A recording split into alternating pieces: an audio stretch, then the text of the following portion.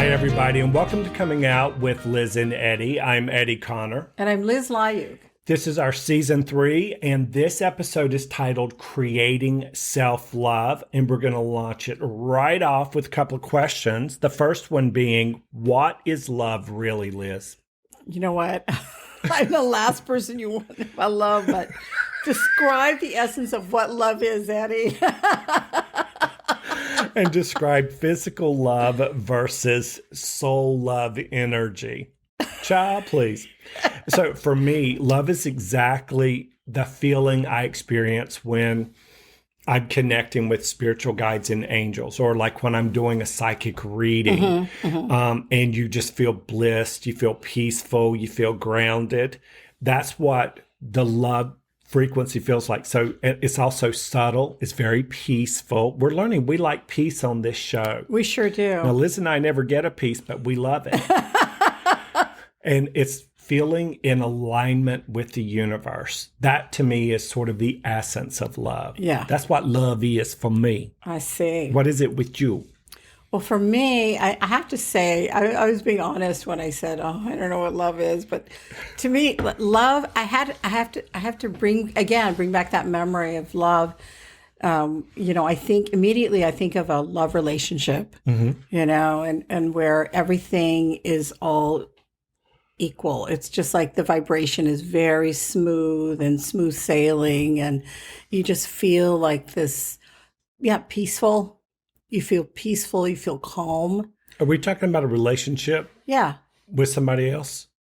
Not you. Well, I know it's not me. We're trying to get her with to somebody else. But I'm just saying. But also, and you're saying relationships are peaceful and loving, and well, yeah. I mean, I think that for me, that's what it was at the time. But if I'm talking about love in general, like a spiritual love, yes, that to me is feeling at peace and alignment and connection is really important for me as far as love is concerned. Connection to all that is. I have to feel that. Yeah. I have to be aware of that. And when I'm in that moment, which sometimes when everything is so crazy in the world, it gives me that how do you say that? I have to say it's like a vibration and an honest, authentic feeling within myself that I could recognize, and then I can acknowledge it, and I feel good about it. I don't feel shame. I don't feel like I want to push it away. I feel acknowledged and at peace with it. well, that's nice. Yeah. Even when you take off your blouse? Well, I have to be careful the buttons don't pop out. I know. We're trying to get Liz to feature some Tata territory here, and she isn't going for it just yet. Well, wait, no. So what do you think, Edward? Well, first of all, we asked the question in the very beginning, physical love versus soul energy love. And for me, physical three-dimensional love versus that soul love is definitely night and day different. Oh, of course. Yeah, I agree with you. And the ego part of us is so attached to love and self-love. And so we're not even taught, for the most part, to love ourselves in these bodies. That's true. We're You're not taught to love others, to take care of others, to do for others, to save others and protect others. Yeah. And if you have the awareness to put yourself first, then I grew up in the South. We don't recognize anything. We redneckinize. That if you go and put yourself first, if you have any kind of authentic soul esteem, yes, then, the Church of Latter-day, we're going to beat your ass, baptisms are going to come after you. So we're really kind of not taught to love ourselves that's a great first. point. We're not.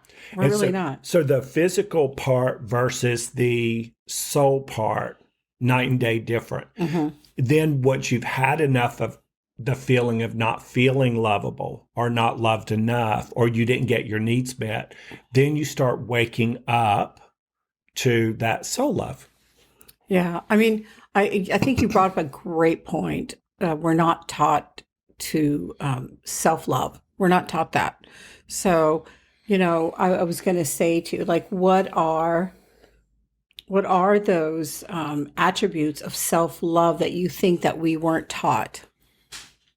I mean, I'm just rolling, I'm just rolling in the deep with the Dale. Because I think that's important to know. Like, if self-love, that means taking care of our physical body, right? Yes. Yeah. Oh, yeah. Our physical form. That's self-love. That's an example of self-love. What other examples can you think of? I think taking care of your mind. Oh, yeah, absolutely. Your thoughts. Yes. And once you start to play with your thoughts and your mind, and you achieve higher ground mentally, then emotions follow that. Yeah, you can learn you have to discipline your mind. Yes. That's what you're saying, right? You're disciplining your mind so that it doesn't go rogue on you, and you keep it in alignment to the highest energy you can. This whole thing just popped in my mind, Yeah. and that is, I was the sensitive kid, which I've said a million times on the show, but it's the truth. And the adults around me would make fun of me and say, "Oh, we're going to ship his ass off to military school, and we're going to send him off to the army." And by the way, I was like a 1 year, no more than 2 year window where they stopped drafting for Vietnam. Oh, God bless. And I was so scared. First of all, that I was going to have to use the bathroom in front of a whole room full of men. Because Lord. I knew other people that had been there, done that. And they're like, "Oh, yeah, you're sitting on the pot and there's just lines of men sitting there waiting." Yeah. And I was like, "I can't, no, put me in the kitchen. I will peel potatoes." That will be my war effort. But I remember bad things happening and being called names and being picked on a lot. And I would go outside. Thank God we lived on this really beautiful piece of land. Oh, you were saying. And I would walk around the creek. I would stick my feet in the water. I would lay down under the trees. There was this big boulder at one part of the creek. And so once we chased the copperheads off of them, you could just sort of lay out on the rocks because that was their rock. Walking barefooted in the grass, working in the yard. All of those things brought me back to groundedness. And the reason it doesn't sound physically connected to creating self-love is because I didn't know that my inner guidance system was taking me to a place of unconditional love until I could learn to hold self-love. Well, that it's so funny because self-love, to me, self-love and unconditional love is the same thing, but you were exercising, your soul was bringing you outside so you could heal, because going to Mother Earth helps you heal, all those things. And so therefore you were taking care of yourself. That's self-love. Taking care of yourself is self-love. And when I was out there and I would see the tadpoles or the fish or the butterflies or the snapping turtles or whatever it was, or the wind would come through the trees and you would feel like the trees are watching over you. Yeah. It would transform my thoughts. It would transmute my feelings, my attitudes, my emotions. And then I would very quickly stop feeling sad for myself. Right. And I would then sort of not talk to the trees, even though I did a lot of that. I would be like, "Thank you" to the trees, and I love the wind. And I would just start this inventory of the things I was grateful for. And I didn't even know about gratitude and appreciation. It was just natural to you. It was part of my soul blueprint. Right. From earlier that we talked about. And I didn't know to know it, but I knew to know it on an intuitive superpower. Yeah. I mean, it's just natural to you. Organic to you. Yep. And speaking of love, and also soul love is unconditional. It's the exact opposite of human three-dimensional love. Yeah. And even though our soul comes to earth and it's in this body, it's also out and about in the universe. So our 99.99.9, we're going to disagree, but it's okay. It's okay. We've already had the discussion for 2 seasons. And she can't move very quickly with this blouse on. Don't nobody look at her chest. It's the only way I can win an argument. Get her to shimmy. So the soul part of us lives in our human body and simultaneously throughout the universe. And it is God. It is the universe. It is all that is. We're all spirit. Of Yeah. course, it's all connected. And so you're actually 100%. you're way more unconditional self-love Yeah. than your left brain in your molecular body's power even knows about. But the weird thing about the brain is if you're raised and brought up, and if it's beat into you literally to put everything and everybody else before you, and if you don't, you're a horrible human being. Well, that's conditioning. Of course it is. Yeah. But that little tiny atomic brain that lives in the molecular body is going to run your ass into the ground until you do the things in the mind to summon more of the soul esteem through your body. Well, until you break the tape, until you can cut that tape out and recreate another reality for yourself, that's the truth. Yeah. The truth will come out regardless. Yeah. No matter what. That's right. The truth always comes out. It always does. And the No truth matter what. Listen, truth is real. Yeah. Truth ain't fake, fluffy, sparkly. No. Truth is like, bitch, I will set your ass down. Well, you can try to hide it. You can try to, as you said, like, growing up, this conditioning that we have, you can try to hide it. But regardless, no matter what happens, it will come out somehow, some way. Your soul will not allow you to keep it hidden because it has to heal. But if must heal. And if your soul knows that you have to keep it hidden when you're growing up around certain people for now. Oh, yeah, of course. Then it's going to allow that for you because that's a safety self-preservation thing. And then because it starts to build and expand and build and expand. It's part of the process and the journey. You're growing up. So as you get older, that's when it will reveal itself. Yeah. But even as a kid, each year that goes by, that soul part of you, that love, that's unconditional, expands and expands and expands, and then your cup runneth over. Yeah. You might not be able to put that self-love into you or even somebody else. It might be in a puppy. It might be in a kitty cat. It might be in, when you're babysitting or something. Yeah.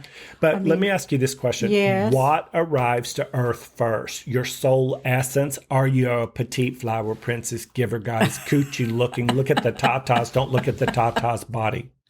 Yeah, your soul comes first. Because, we've always had this conversation. Your soul, you are 100% spirit.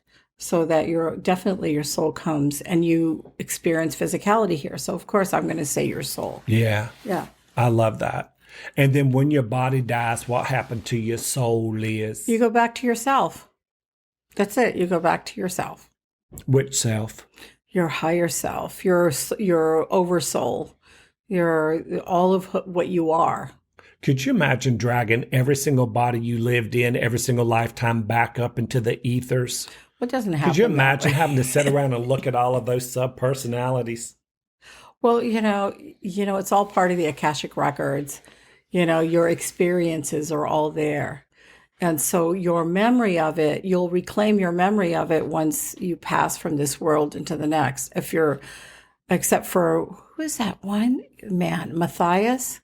He remembers everything, every lifetime he ever lived. Oh, Mateus. Yeah. No. I know who you're talking about. I was just watching him a little bit last night. He's such amazing. A sweetie pie. Oh my God, he's amazing. And he has every memory. It's on Gaia streaming service, but is amazing. He remembers every lifetime he's ever lived in this planet and elsewhere. Boom, boom, boom. That's what I'm talking about. Again, that's the Akashic Records. You will remember everything.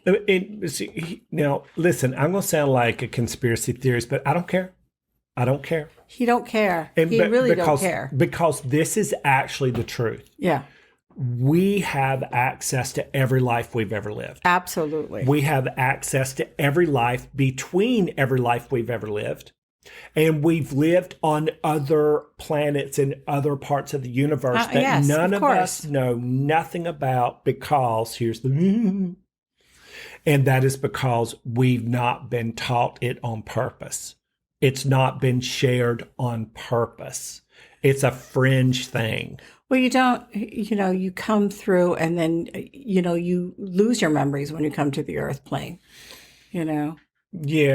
Yeah. Yeah. Yeah. Yeah. But then, but you can connect. I mean, What I'm saying is yeah. structured What you saying education was created. to make you forget. Right. It's just memorization. It Yeah. really almost hardly right now anyway, college nor regular school is actually preparing you for life. Did you ever learn how to balance a checkbook or write a check in school? No. Exactly. Did they teach you about finances? No. Why? Because the central banking system want to come in and take over. I got off on the side. So how do I create self-love? How do you create self-love, central Eddie? banking system. I know.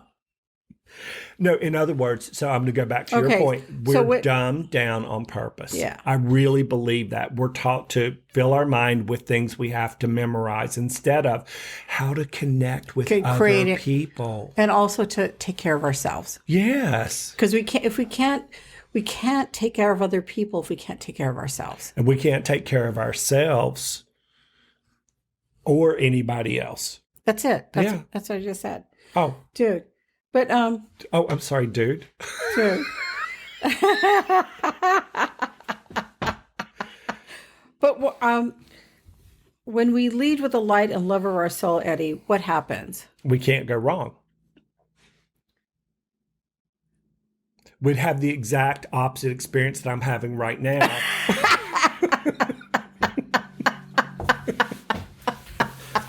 So if I were leading with light and love right now. That right now, yes. Yeah, I would. Well, and I am because, I'm a smart ass. I'm sorry.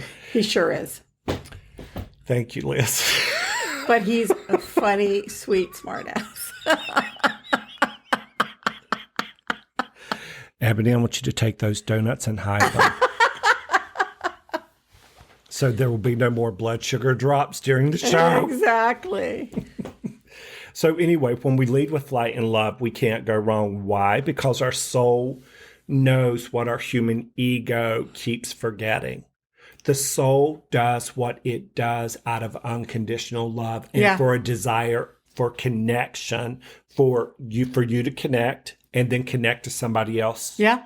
And the human ego sees someone they're attracted to and they start using usually their imagination against themselves if they find a certain person attractive. Like oh my gosh, I think they might make more money than me, or they're cuter than me, or they are a size 4, and whatever. The human part of the love dialogue is very different from the soul's desire for connection. The soul doesn't give a shit. No. The soul doesn't care what you look like. The soul says yes, yes, yes, as the universe says yes, yes, yes. Yeah. What's your soul say? My soul says yes, Eddie. To what? To everything. Fleas, crabs, parasites. Can we be more specific? No.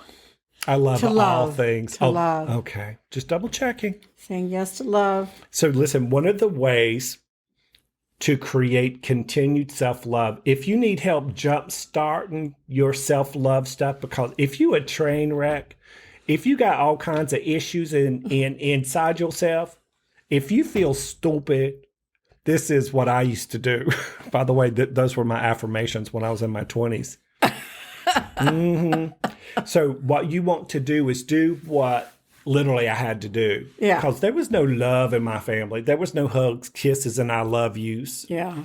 And if there was, it's because somebody wanted to touch you inappropriately. Okay. Don't get me started on that. Okay. So a simple way to create continued self-love, meaning within yourself, is you want to think about, you want to harmonize with, and you want to merge your consciousness with all things that contain that soul love energy. For example, pure desire and intention. Imagination and instinct. Intuition and spirit.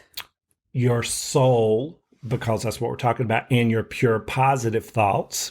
And your feelings regarding love And your gut brain. And your heart, mind, and make believe.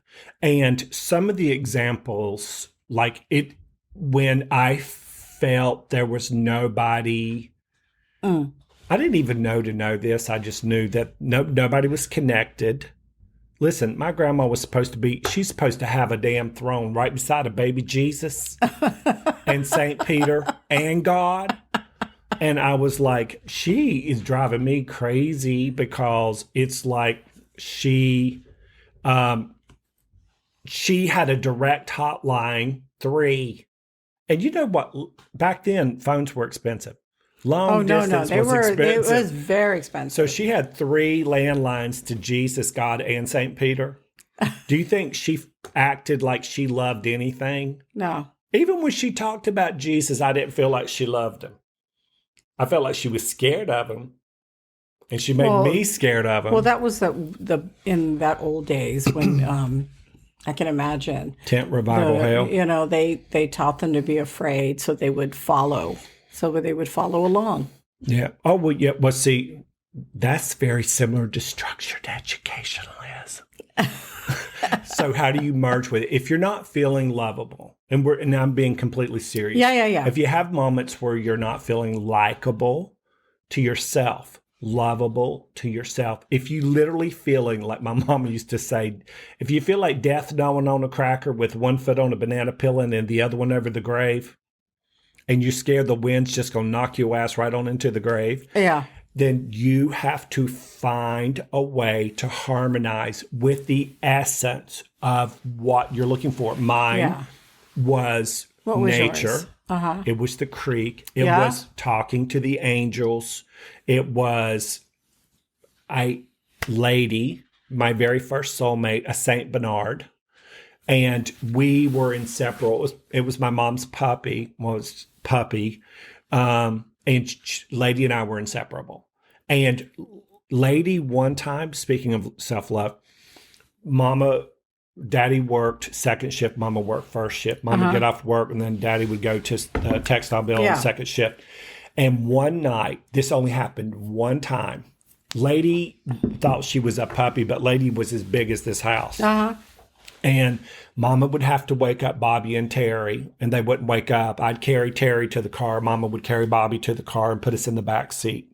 And there were no dividers then, remember? Sure. No Yeah. And Lady jumped in the floorboard of the car and would not get out. And my mom's never late for anything. And she got the broom and she was, not hurting Lady, but trying to push Lady out, open both sets of doors. Lady would not budge. So Mom's like, F it, got in the car, took off. Now, we lived in the backwoods, no street lights. Yeah. Backwoods, back all the way to town to the textile mill to get my dad. And out of nowhere, these bright lights come on, like 6 sets of them on some giant truck. And Mama couldn't see. And remember, those cars were so big then, if you reached all the way over, you couldn't even touch the door handle. No, you couldn't touch the door handle. Much less lock it, right? Yeah. And so Mama can't see, and so she turns down a road, and it's a dirt road that's a dead end into the woods. And Mama couldn't lock that door over there, so she made me crawl over Bobby and Terry to lock it, and she locked this door. 2 big old dudes got out of the truck, and they were walking up to both sides of the car. Lady jumped up and scared the living crap out of all of us. She looked like Cujo on steroids divided by I am a demon from hell. Mm-hmm. Those 2 assholes ran back to their truck, got in the truck, and took off like bats out of hell. Oh, God bless. And then Mama went and got Dad. Then we came back home and went to bed. There you go. But when you, but that's also, I would say, like an awareness and love that dog had for you as a family. Boom. There it is. I knew there was a connection, Liz. Yeah. Thank you, girl. Oh, of course, Edward. Still, we're going to hide the donuts. I'm just saying. Okay. Next time, no donuts. So anything that if I'm not feeling all cute, if I'm not feeling connected, if I'm not feeling aligned with source, I will always take my shoes and socks off and I put my feet in the grass. Oh, yeah. And that will ground you. Yeah. I love puppies. I love nature. I love the ocean. I love beauty. See, look, I'm connected right now. It'll be over in a minute because she talks.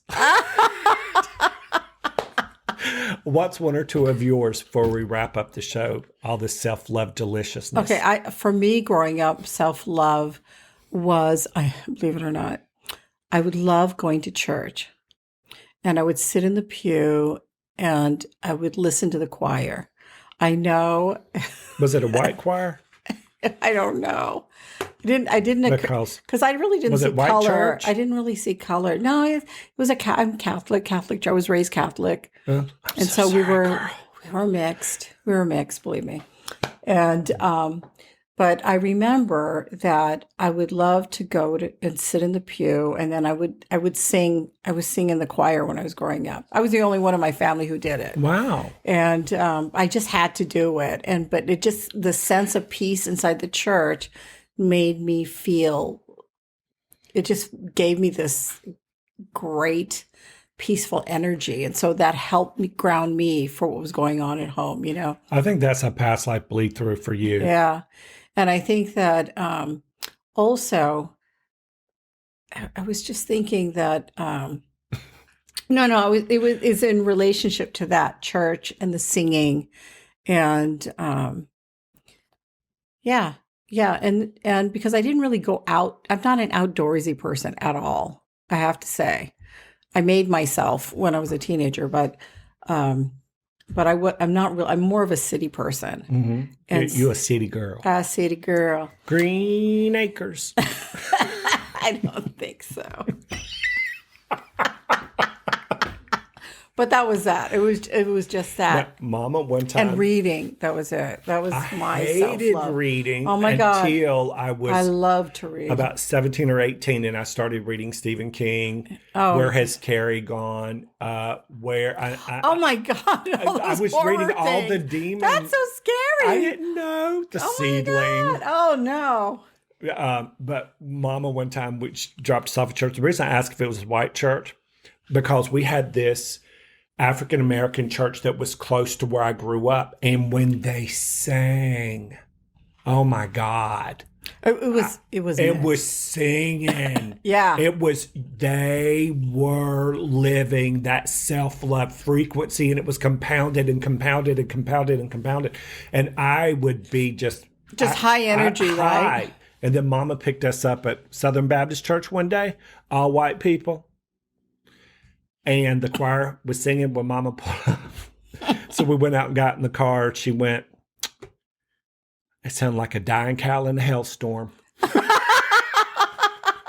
That's why I asked you, because I didn't have the same experience in church that you had. No, we had a real mixed experience, but it was lovely. I liked it. And if you're just tuning in, you're watching Coming Out with Liz and Eddie. I'm Eddie Conner. And I'm lizlayug. The title of this show has been Creating Self-Love, and obviously we love you more than we love ourselves. But we're learning. We are learning, and we appreciate you being here, child. Our next show is going to be about out-of-body experiences. I love that, out-of-body experience. Oh, my goodness. Thank you for tuning in. Again, I'm Eddie Conner. And I'm lizlayug. And until we meet again, please keep your thoughts, your feelings, and your frequencies high, fast, and pure so that you can unlock the donut box within.